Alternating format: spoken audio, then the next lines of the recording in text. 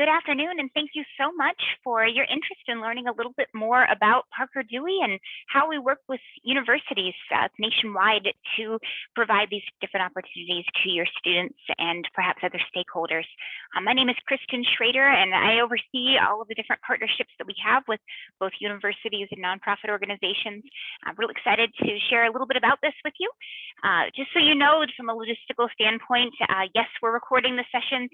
Yes, happy to share a link to the recording as well as to the slide deck after today's session is done, just in case you need to hop off.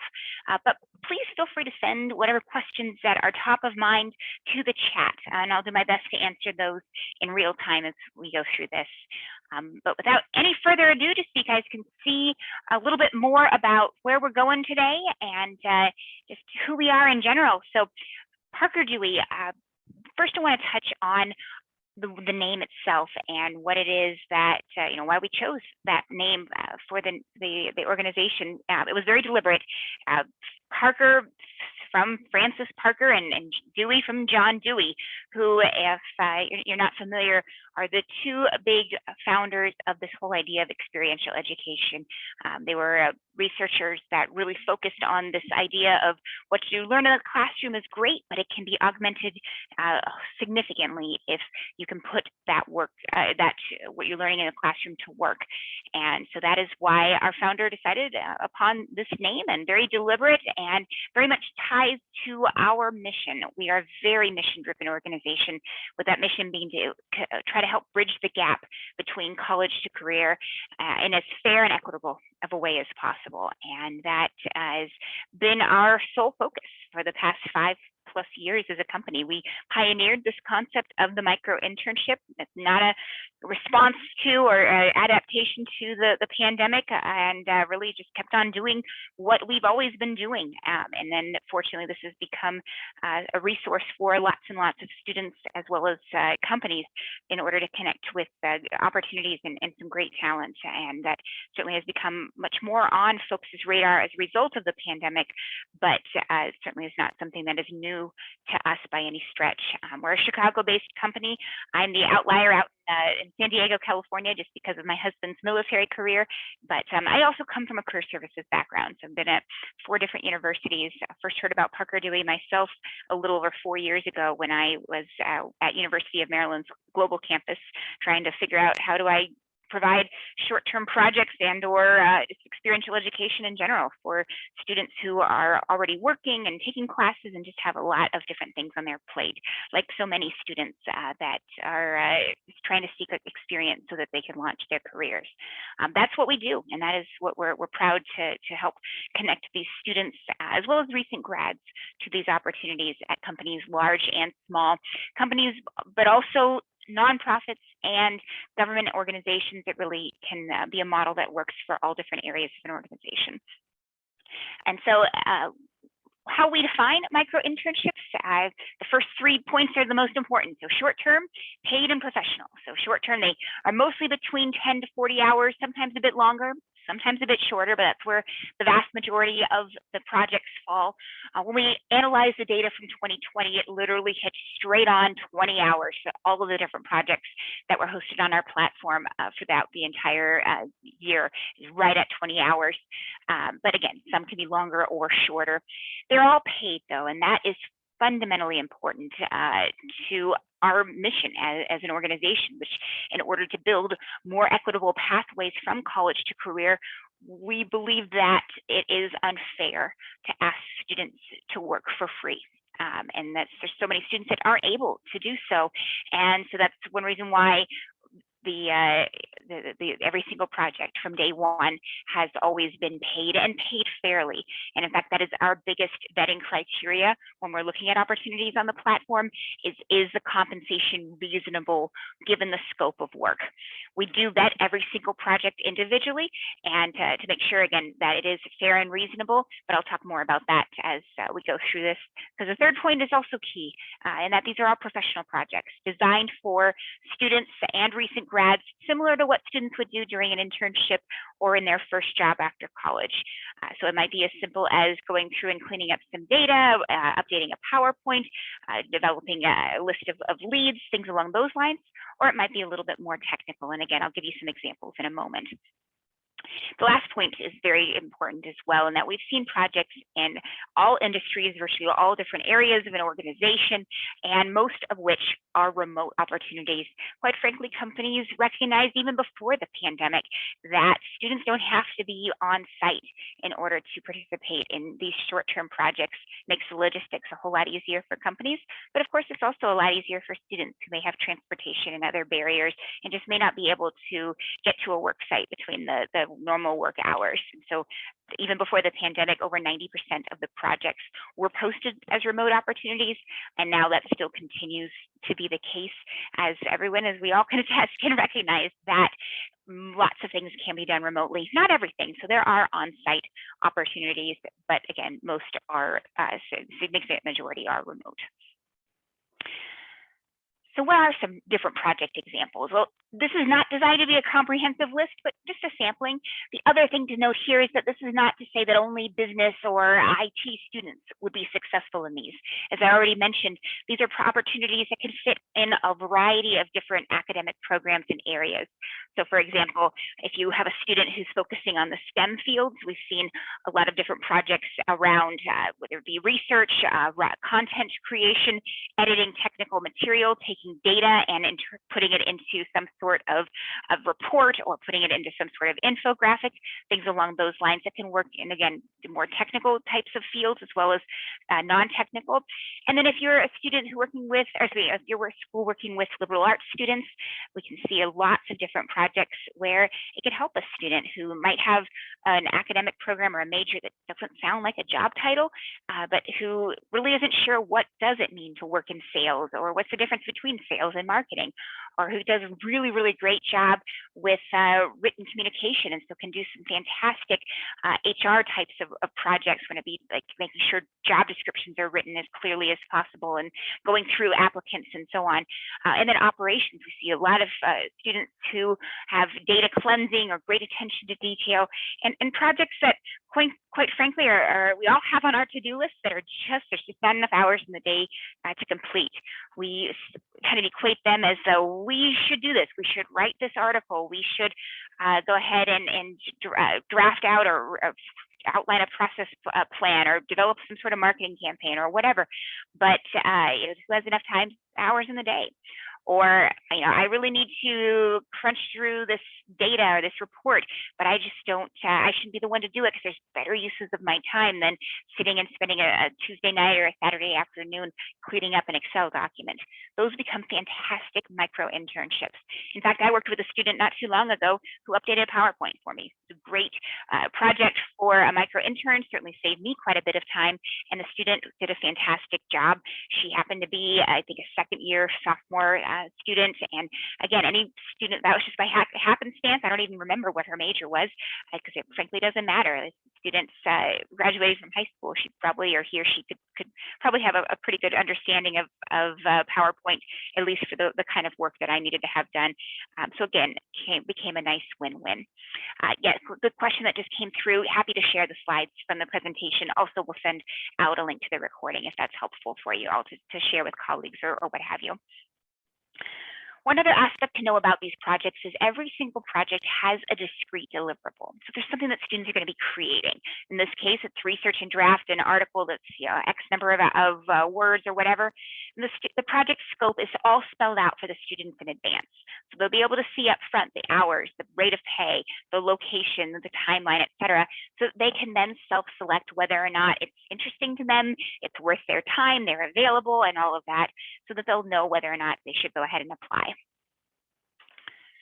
Cost, of course, that's top of mind for everybody, and quite frankly, your students already have access to this. We're a free and open platform. They can go ahead and create an account. They probably have found us already in many cases.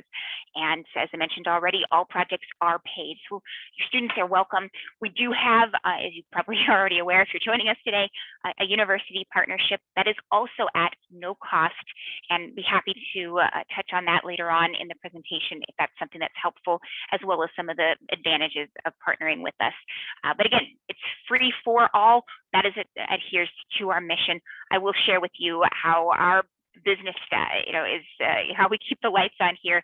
But as I'm sure you can guess, it comes from the companies posting the projects. And again, I'll touch more on that later on, as we like to be as transparent as possible about how all of that works. So when students create a profile, first and foremost, they can free and go ahead and create and post as much and as little information about themselves as they wish. We do not link to any university IT system. So think of us kind of similarly to how you work with LinkedIn. Students create their own profiles. It doesn't link to your student databases or anything like that. A lot of the information in the profile is also 100% optional for students. So if they don't want to put a photo, for instance, no problem, they can skip that. The experience, the education, all those different sections, again, pretty succinct. That's by design, so that students can quickly create a profile and then they can see what opportunities are available to them. Again, it's not a lot of information that's required. And so that really does put to the advantage those students who do share more information about themselves, so that they can, the companies can learn a little bit more about them and their background.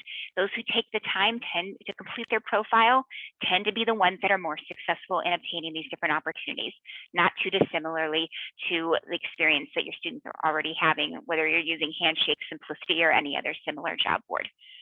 When it comes to the experience section, the way to equate that is it's kind of like the Twitter version of a student's resume, because they're limited to just 100 or so characters when they're describing each of these experiences.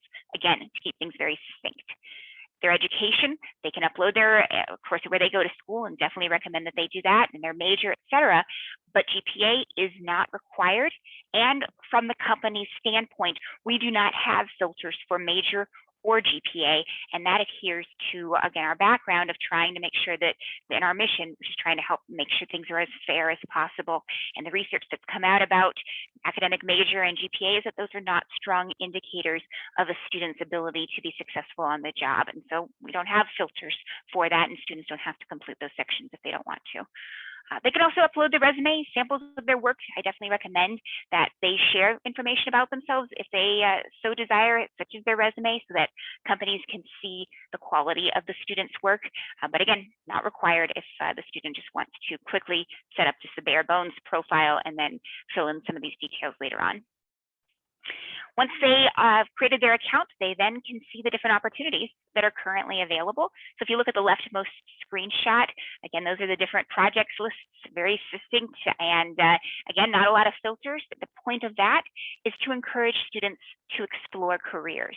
There's not a filter, for instance, for a student who's studying marketing to filter by marketing positions. We had that filter, then they might miss out on a great project like that second one that you see from the DeBruce Foundation, where it's a statistical analysis project, but it's under the data research department.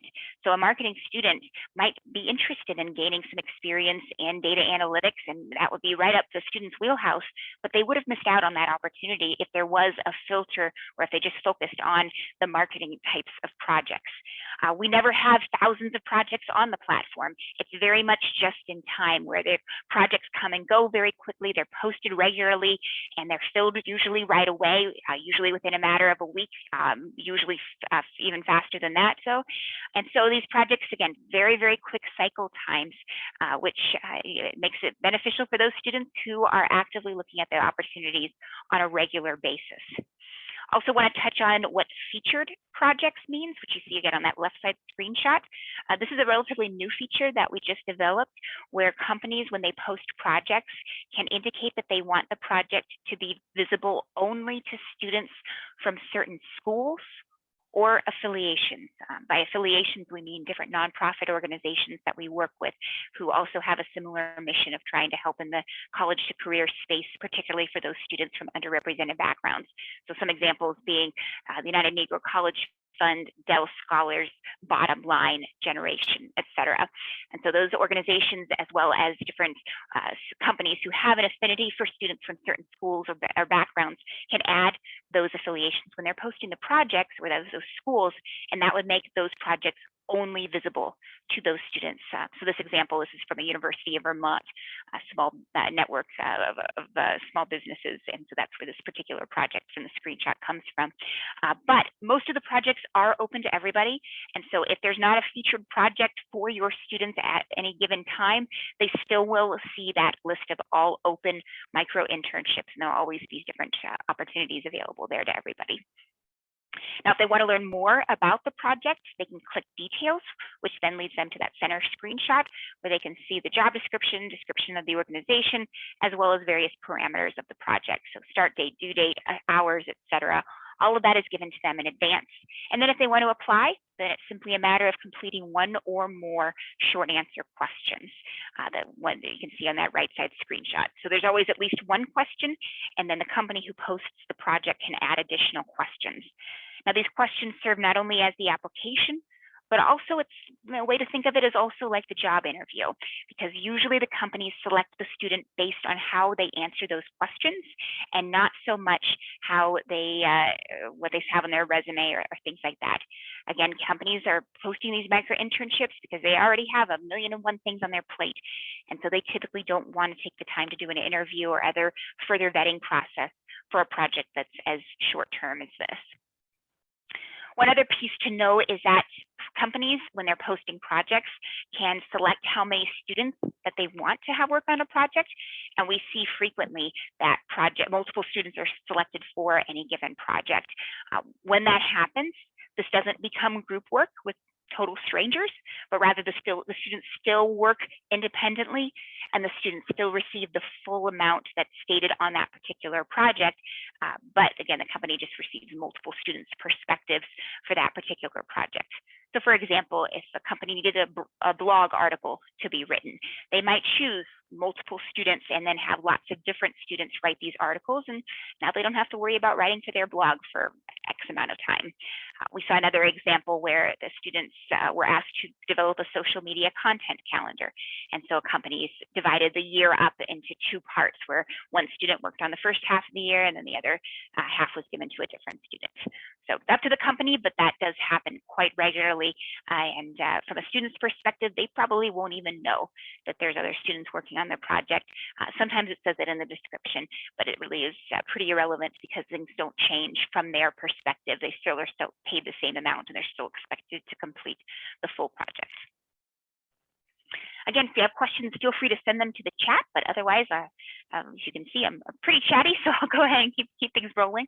But once the student's selected for projects, what happens? Well, they will receive some information from Parker Dewey. First and foremost, a congratulations message, which shares the name of the company hosting the project, as well as our contact information from our client success team. And so we have a team of folks who are on deck 24/7 to help the students if they should run into any sort of project hiccups. From what we've experienced, those hiccups don't tend to happen in projects that are this short term. Usually these projects kick off right away and are completed within a matter of a handful of weeks. So usually life doesn't get into the way too much, but in the 2% of the time that we've seen that there have been hiccups, we address those on a case-by-case basis and are there to help support the student as well as to make things right with the company. And so just basically to act as that liaison. But for the most part, the student and the company are working largely independently, and we largely stay out of it other than providing some different best practices and tips for the student and just checking in along the way with both the student and the company to make sure things are still on track. So some of the resources we share with students are things like the tips for success, checklists for making sure the project is on track, different resources that we have on our website, such as our electronic courses to help students complete some of our most popular projects. We also encourage them to take advantage of the resources within their network, such as this is a great reason to check back in with a faculty member who might have some valuable insights on the project, or to engage an alumna mentor who they may already be working with and who might be able to share a valuable perspective for the project. These aren't required, but these are just some different things that we recommend in some of our best practices that we send to students. But the last thing, and probably the thing that's most top of mind for students, is that Parker Dewey is the employer of record for all of the micro-internships on our platform.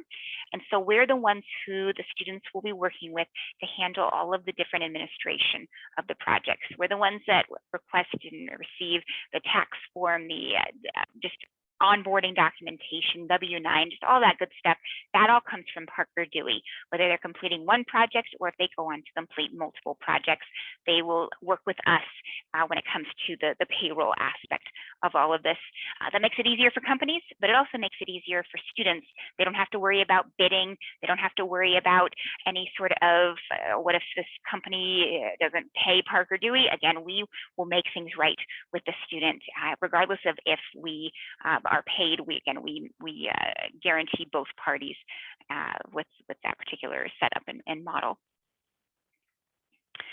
After the project, we also then recommend to the students a variety of different next steps. So outlining what they accomplished and making sure that they update their resume and or LinkedIn profile accordingly. Recommend, hey, do some reflection. This is a great opportunity for you to think about what did you like about the project, industry, company, et cetera. What did you not like about any of that, as that might help inform some decision making for the student moving forward. We've had students go on to complete multiple micro-internships, and one student that we worked within a number of different projects ended up using his micro-internship experience as a way to decide, wow, I thought I wanted to go, and he actually got a job offer from an elite consulting firm, but just turned it down in order to pursue another opportunity that in the long run was a better fit based on the information that he obtained from doing these short-term projects. One student equated these micro-internships as dating. First, we were thrown off a bit when first the student explained it to us, but they said, well, if you think about an internship, that's so high stakes that it's almost like an engagement, and you're asking me to make these longer term commitments with fewer data points. But if I can go in and have these shorter term experiences, figure out what I like, don't like, and what's a good fit for me, then the students are able to make a much more informed decision for those higher stakes, longer term roles of an internship and a full-time role. And so it's the ultimate goal. Our goal is not to have students be micro-interns the rest of their life, but rather that this be a jumping off point, a bridge perhaps, for them to be able to then end up in something that's a great fit for them longer term. And what we've seen from a retention standpoint is that students who complete micro-internships are far more likely to stay in their first job after college for a longer period of time and to be employed upon graduation if they've completed these opportunities. And to that end, we also encourage students to stay in touch with the companies because, yes, micro-internships do lead into longer term engagement. Not all the time. Some companies aren't able to hire a student on for a full-time role or an internship because that's just not the stage that they're in as an organization. But again, we do see projects that frequently turn into longer term engagements, maybe more micro-internships, or certainly more internship or full-time role. Those do happen. And I'll give you some examples of those in a moment as well. One last student-specific question that I want to make sure is addressed is the issue with international students. Because these are paid opportunities, yes, they do have to have some sort of work authorization in order to complete these, whether that be through CPT, OPT, or a work visa. Usually micro-internships for international students are completed via OPT just because they're short duration. Usually it's not enough hours for a student to be eligible for CPT and for the academic credit involved. But in short, we leave that up to the school. And I've heard different scenarios for schools choose to promote this and are able to be flexible with a student via their CPT and maybe bundling a shorter term micro-internship with some other professional development opportunity in order to round out whatever is required for them to receive a credit. But again, those are examples that happy to elaborate on offline, but that do get to be very school specific. And also we're happy to provide an offer letter like what you see in the screenshot that outlines the parameters of the project and the various documentation that a student will likely need to provide to your International Student Services Office in order to process their CPT or OPT eligibility. And so we write those letters all the time and certainly are happy to do so at the student's request and to customize it if there's additional information that's needed. Which now leads me to the company's perspective. And I've alluded to some of this already, but in short, we try to make things very easy for companies as well. And the biggest part of that is the fact that we are the employer of record, so that we handle all of the 1099, the administration of the projects. That just makes it more feasible for companies to offer these opportunities in the first place.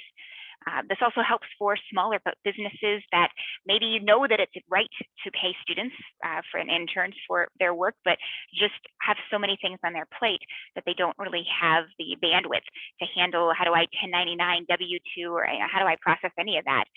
And so the fact that we handle that for these organizations makes it far easier for them to offer these opportunities. We also assume the risk. I mentioned that already. The students are under strict non-disclosure agreements. The company owns their work. However, we also guarantee the satisfaction of the companies. So if the student does not do quality work or what have you, again, we make things right with the company, and as I mentioned already, with the students as well. But the last point is the one I want to stress the most, in that the reality is students tend to rise and surpass expectations. And we see that again and again and again. So the students not performing is not an issue. 98% of the time, the students do a phenomenal job. And so the latter portion of the slide, how there's no conversion fees, that tends to be more top of mind, because we're not a staffing firm. We're not going to charge companies temp to firm fees or anything like that. It is free for these companies to hire the student for a longer term engagement if they wish.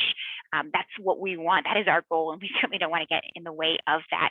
That's also one of the big differentiators between us and some other gig work platforms that are out there, in that again, there's no temp to perm or any other sort of conversion fee. Which then begs the question, okay, how do you stay in business, Parker Dewey? Because I know that was the question I first had when I heard about Parker Dewey on a call not too dissimilar to this 4+ years ago. And in short, it comes from the companies.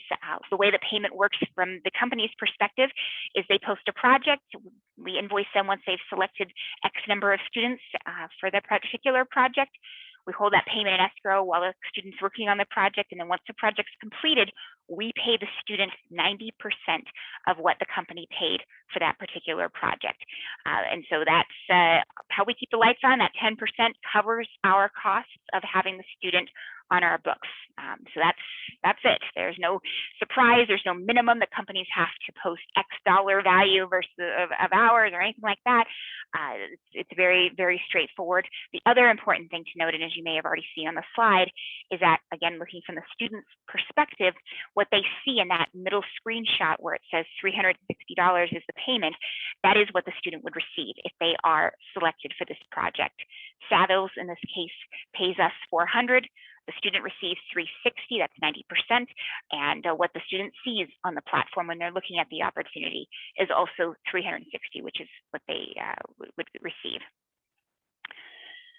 Now, when they post a project, again, pretty straightforward. The company fills out some basic information about the project. They can then specify or not what schools and or organizations that they want to have the project be exclusive to, or they can open it to everybody.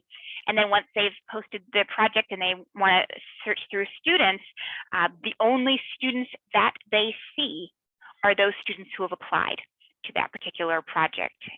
We're not a resume database. Companies can't see all of the students that are on the platform, but they can always filter by school, by organizations, by degree, etc. So if they made the project open to everybody, but they still have an affinity for students from certain schools, they can still use that filter in order to find the students that are a good fit for them based on whatever sort of specifications that they have. It's also important to see the right side screenshot. That's what the company sees when they're vetting one student versus another. They can see the student's photo if they chose to upload one. They can see their name. They can see their resume if they choose to click on it. But front and center, what the student or what the company sees is those students' responses to those short answer questions. And so you can see this particular example. Why are you a good fit? What experiences might help you accomplish the project, etc. Those are nice, straightforward, quality answers. Whereas something like this, I'm a hard worker, my resume has no typos. I'd love to say we're making this up, but these are responses that we also see on occasion, or I go to an Ivy League school and I have some free time. Again, that's not going to bode well for the student. What we have seen is that over and over again, irrespective of the quality or the reputation or the pedigree or whatever of the school, is that the students who put forth the most effort in applying for these projects, who are applying for and logging into the platform every day or two, seeing what's available and putting out a lot of different applications and effort and thoughtful responses, those are the students who are successful on these opportunities. And yes, some come from, our top performing students right now. University of Southern California is one of our top students again. But another, over the summer, it was St. Mary's College of Maryland. We had a handful of students that were just applying and doing extremely well. Liberty University has a number of students right now who, again, doing really, really well. And then Florida International, there's a student who got his community college degree and then now is at Florida International wrapping up his degree later this month, who has been extremely successful, getting selected for 2 projects just last week alone. And so those are the students who are very, very successful, is that they're putting forth the effort, irrespective of the particular school that they've attended. But it really just comes down to the individual student. And if this isn't something that's of interest to them, then they just put forth the effort, and that's what yields success from what we've seen in this model. One other aspect to know about the company experience is that they do have the ability to give feedback to the student. And so it's real straightforward, succinct form. This is also feedback that we're happy to share with university partners. So you can see how your students have performed from the from the company's perspective, but also know that this is not visible to other companies. So if a student, for whatever reason, just doesn't perform as satisfactorily, that's not going to be like getting a 1 star and a 5 out of a 5-star rating or whatever on a Yelp review. That's not going to haunt the student for future opportunities. This is just for their own professional development, so they can see the company's feedback and know where they may have opportunities to improve and where their strengths are. But that's not going to be something that causes them to be successful or not for these future opportunities.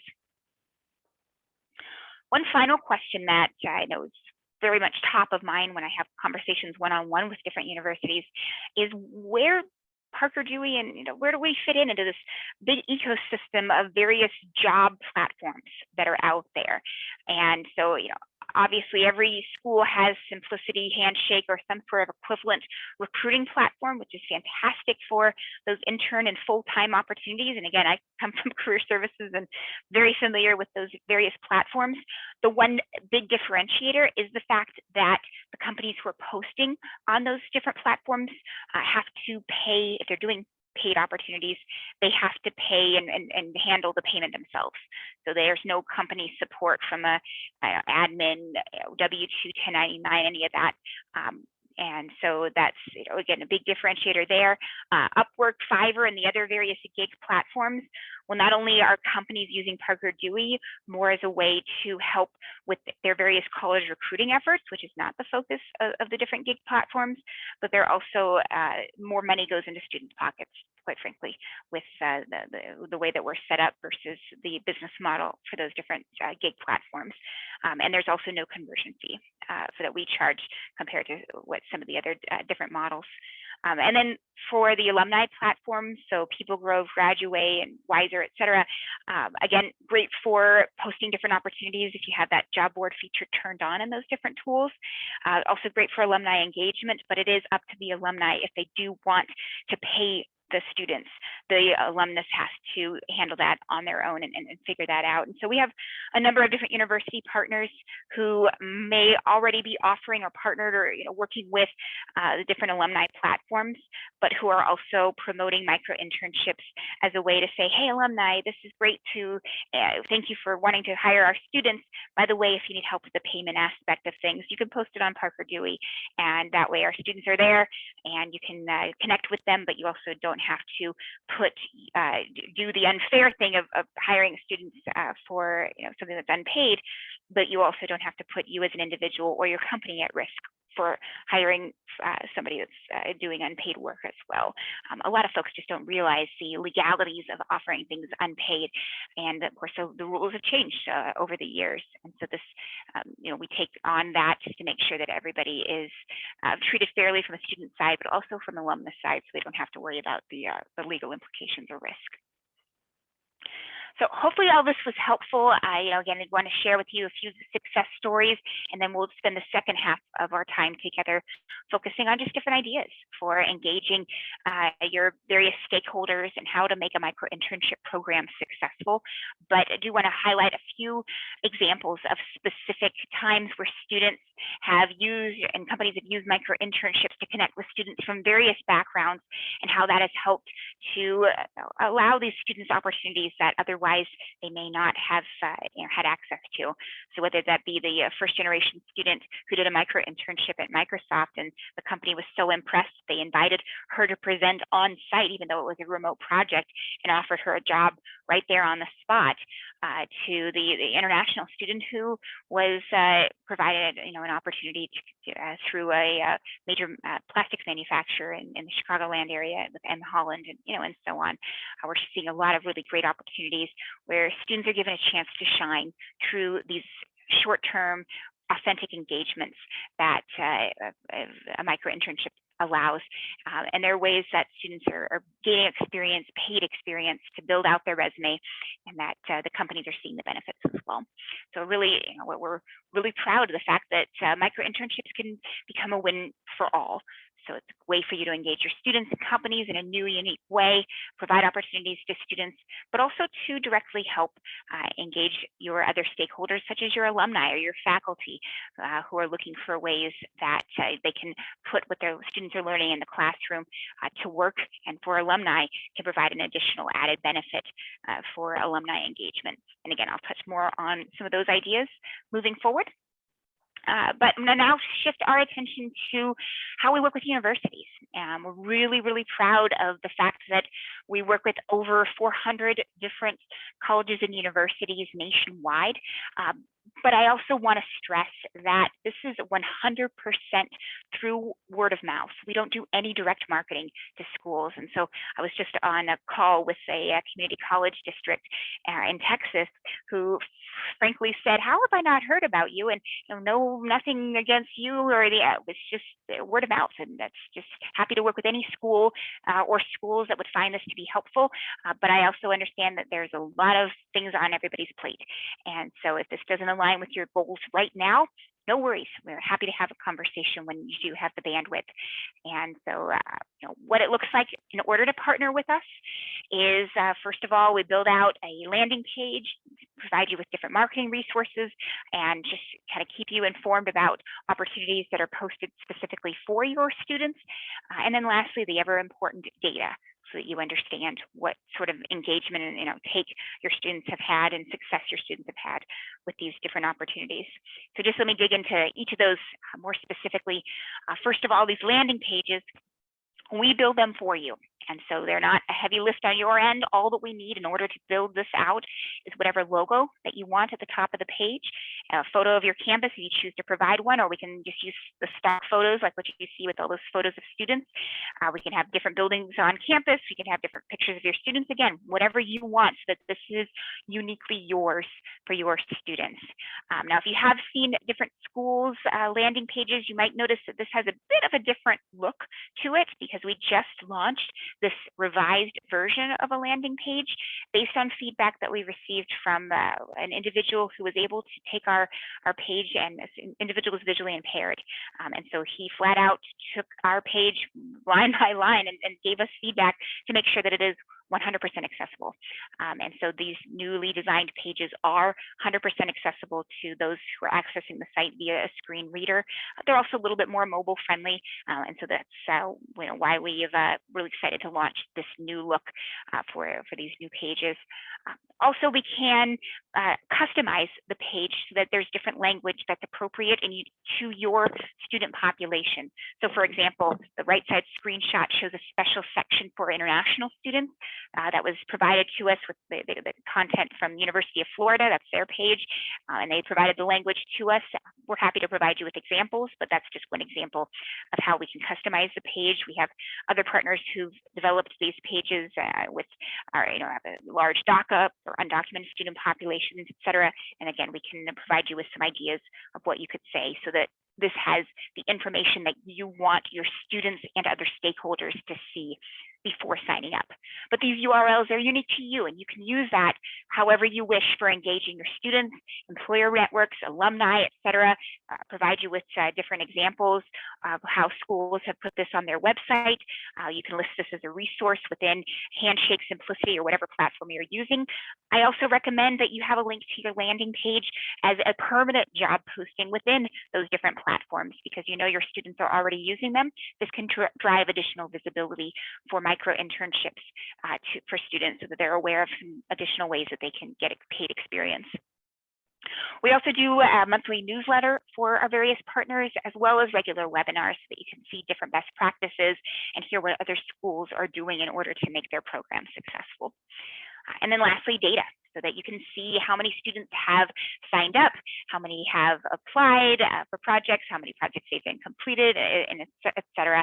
And we can provide this for you regularly, or if you're more interested on an ad hoc basis, just again, let me know, and then we can get you set up with this particular information so you can see how successful your students have been.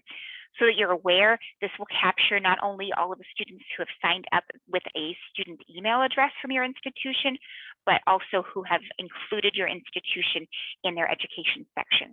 So if they've received, say, their undergraduate degree from your institution, and then they're attending graduate school elsewhere, they still would be captured in your report, assuming they have your institution listed in their education section. That's all just standard information for all of our different partners. What I think is most exciting is when you can start to really get creative about ways that this could engage other stakeholders and augment other programmatic efforts so that there can be even more opportunities provided for your students. And so we've got a lot of different things going on with some of our different university partners who have seen that micro-internships can be a really good fit for helping, yes, support their students, but also to engage some of these other stakeholders that you're already working with, such as your alumni. So Colby College is a great example, as they reached out to us a little over a year ago at the start of the pandemic and said, we want to help the class of 2020, and we want to engage all of our alumni and parents in order to do that. And so we developed the page that you see here and have since replicated for dozens of other universities. And these are one-click projects that can be up and running very, very quickly and customized, but it makes it really easy for alumni, parents, or other friends of an institution to get a project up and running for that particular student population. And so these projects can be customized so they're a good fit for your students. And also companies can create their own project, or they can fill out the form that you see, and we'll follow up with them to help them with whatever project or questions that they have on the top of mind.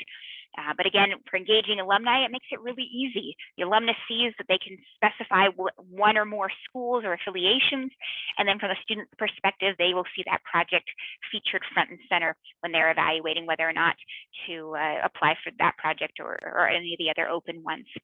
We also notify our university partners when those projects are posted, or if a project came from one of your different landing pages, so that you can follow up with that individual if you'd like, or that you certainly can then engage the students who might be a good fit for the opportunity. We can also, I've seen a lot of different exciting things with engaging employers. And so those companies who are already recruiting on your campuses can have a new way to connect with your students off cycle. So maybe they have needs all throughout the year. Maybe they don't have an internship program that's fully up and running yet, or maybe it was canceled because of all the craziness of this past year. Or maybe they are still wanting to have a presence on campus, but they need the help right now and they can't wait till the summer. Regardless, we've seen a lot of different ideas with engaging companies in various ways. So for example, Purdue University has this I Love Liberal Arts program that they engage employers, and as part of that, engaging companies who are already connected with the College of Liberal Arts in posting projects that align with this annual event that they post. Now, this particular page that you see on the left side, that is a student-facing page. So for the duration of this I Love Liberal Arts Week that Purdue puts on, this becomes the students' sign-up page, so that the students will then have this chance to see those companies who are really excited about engaging Purdue liberal arts students with micro-internship opportunities. And it gives companies another virtual branding opportunity, another way to connect with their students. One other way to engage it can be a nice win-win for your students and companies, but also a win for your institution, is adding a micro-internship sponsorship program to your list of options for companies. And so basically the way that this works is a program package or a sponsorship package that contains micro-internships. And the example, in this case, is just an example, but a $5,000 package, half of which is allocated towards your institution, and the other half provides micro-internships at that sponsoring company that would go to your students. So it's a directly great way to provide opportunities that puts money both in your budget, but also in the pockets of your students and giving them professional development experience. This is also helping provide an ROI for companies who, in the craziness of this past year, are asking the difficult but important questions of what is the benefit that I'm getting from virtual career fairs and things like that.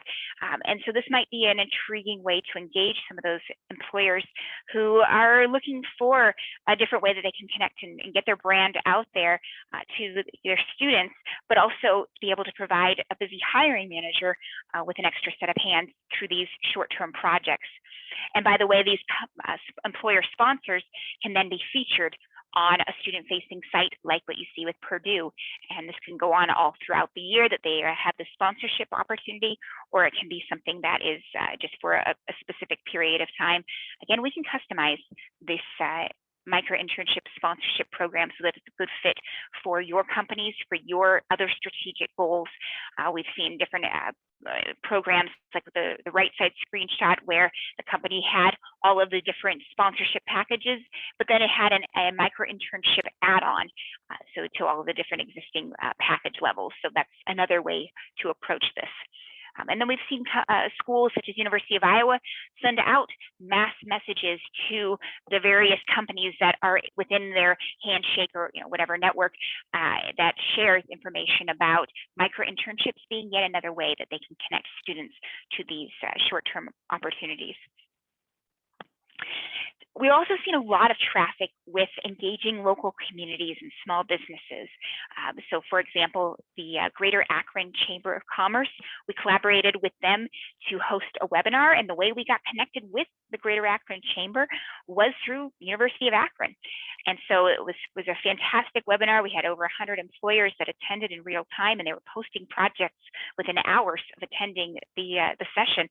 So it was a great way that the chamber could offer a new benefit for these these member companies, but it also was a great way for these schools to find out and be able to gain additional opportunities for their students because they then could post those projects. We notified the University of Akron team so that their students would be aware of these local businesses that wanted to connect with students via these micro-internship opportunities.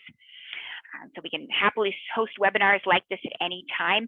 We're seeing a lot of interesting models of projects like this in local employer engagement, with whether it be through the Chamber of Commerce or like with the Cincy Tech example, that's a tech incubator or a startup community that, the startup companies always need an extra set of hands. And so Cincy Tech is from Cincinnati, and they've posted dozens of projects working and specifically targeting students from University of Cincinnati and Miami University in Ohio. They have great relationships with the students already there, and so it's been a nice way that they can scale that particular program and be able to connect their companies with more opportunities with local students. A few other ideas. So another program from University of Cincinnati is a grant-funded program, and so they are offering with funding that they've received from the Ohio Department of Labor, micro-internships for students that are hosted at local nonprofits and small businesses. And the reason that they're using micro-internships is that, as you can see on the slide, more students are able to receive support. So the dollars stretch a lot further versus supporting fewer students for longer term engagements. So their particular program is set up where the projects are 80 hours in length and the students receive $1,000. And then one of my favorite aspects of this is the nonprofit is the one who pays the admin, the 10% fee that covers our costs.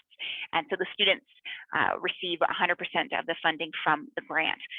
So that works really well for their particular model. Similar example is John Carroll University, who through their Center for Diversity and Inclusion received, again, grant funding, and they are focusing on small businesses and nonprofits, but all of the micro-interns, so all of the students come from various underrepresented backgrounds, so minorities, different sexual orientations, et cetera. And as long as they qualify via for the Center for Diversity and Inclusion different specifications, and they are able to participate in these opportunities. And yet another example, Catholic University in Tucson has been engaging local companies and posting projects for their first year business students. So CUA Tucson started in fall of 2020, and one of their big initiatives was to try to help small businesses and their students get connected. And so regardless of opening in the middle of a pandemic, which hats off to them that they were able to do that successfully, but they were able to match their students with these different opportunities at local companies, and the students were so successful that they were even hired on part-time after completing these micro-internships. So exactly what we want is that this be a jumping off point for students to be able to gain longer term experiences. And so to that end, hopefully some of these ideas resonated, and certainly happy to continue the conversation at any time. But for now, and I'll send this slide deck and these different ideas with you or to you later on today, but you can get started by reaching out to alumni, to employer partners, and your students, and we have different emails that you can use as a starting point. With all of our different collateral, you're not having to create anything from scratch, but you can edit whatever you want. So if they don't quite hit the mark for whatever message you're trying to convey, no problem. You can feel free to edit them however you see fit. If you're interested in any of the different landing pages that I've shared with you today, you can certainly feel free to request those as well. Typical turnaround point with the different pages is within 24 hours. So we try never to be a bottleneck for you to go ahead and do whatever it is that you want to do to share this with whomever it is that you want to share this. So we have a form that you can fill out to request the different pages that are of interest to you. And then again, there's no cost to any of that, and we'll get that up and running for you as quickly as we can. So that being said, thank you so much for taking the time to stick around and hear a little bit more about micro-internships. If you have any questions, you got my email address there, and you'll have it later today when I email you with the slide deck and recording. But always happy to have a conversation offline about some other ideas that how this might be able to help your students, students at your particular college, if you're a decentralized career services office, or just your other stakeholders that you might be trying to engage. As the quote says, we can't help everyone, but collectively we can help someone. And so that is our mission and goal. Hopefully that this can be a helpful resource for you and your students and others that you're trying to help. And regardless, I thank you so much for taking the time to join us. I hope you have a great rest of the day.